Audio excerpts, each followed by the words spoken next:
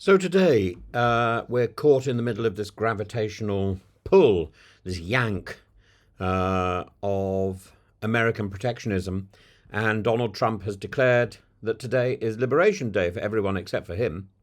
Well, no, the other way around, for him and not for everyone else. That's it.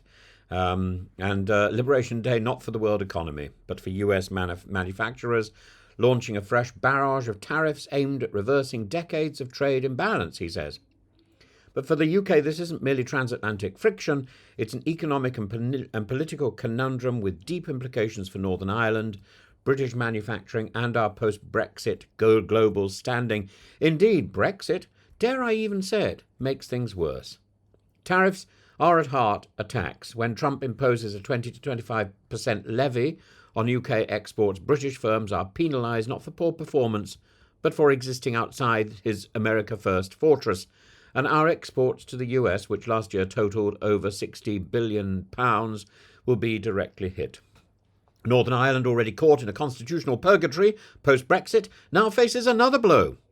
With £1.3 billion in exports to the US, from pharmaceuticals to precision machinery, even a modest contraction could eliminate a quarter of projected GDP growth for the year. Ulster University economist Esmond Birney estimates an immediate £100 million impact, but warns of a broader £300 million loss when factoring in trade deterrence. Small producers like the Wild Atlantic Distillery are already calling the move catastrophic. Keir Starmer hasn't ruled out retaliatory tariffs, but has instead opted for a strategy of calm pragmatism. Some call it diplomacy, others call it a mistake. Naivety. But the UK is betting on an economic prosperity deal, a narrower and more agile cousin of the full-blown free trade agreement, which was touted during Brexit. And Farage says, "Whoa, we've missed that one because of messing around, because of Theresa May and so on." Well, he may be right. That boat has sailed. Negotiations are, we're told, in advanced stages. Yet there is no signature, no exemption, no guarantee. The digital services tax on US tech firms may be the altar of compromise. Tariffs on US meat could be eased. Even regulatory concessions, such as, short of chlorinated chicken, are on the table. This special pleading has sparked irritation not just in Brussels, but also among UK farmers and some Labour backbenchers who now find themselves wondering whether Starmer's courtship of Trump was ever worth the diplomatic grovelling. Meanwhile, across the Irish Sea, the Taoiseach, Michael Martin, has called this the most serious economic threat in years.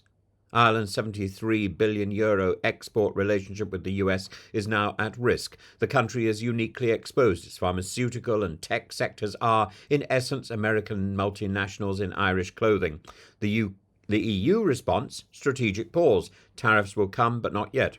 Brussels is sharpening its knives, targeting US steel, textiles, and even tech revenues. In other words, retaliation, when it comes, may not be measured.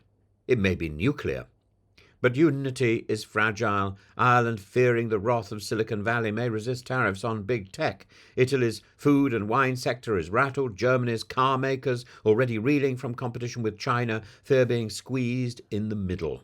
And back home, the Chancellor's fiscal headroom, just £10 billion, is now under so much threat. The Office for Budget Responsibility has warned that prolonged tariffs could wipe out growth projections and force more spending cuts or tax hikes.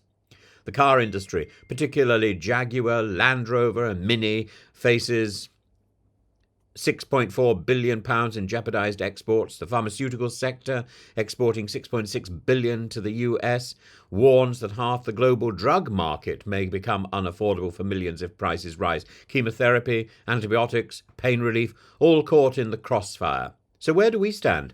The UK may yet wriggle free, but the cost of that escape may be strategic dignity, regulatory integrity, economic consistency. And the gamble is that Trump, capricious, transactional, disdainful of multilateralism, might make Britain the exception. But in a world where everyone's scrambling for exceptions, it is wise to bank on being the teacher's pet, is it? Is it? And who wants to be Trump's pet? Surely Trump's got a pet. It's called a gerbil. It's running all over the White House, soiling the carpet. In the end, the UK must decide. Do we kowtow for temporary relief or coordinate with allies to defend an international rules-based trade order? The decision will define not just the success of this government, but the role Britain wishes to play in a world teetering between cooperation and protectionism.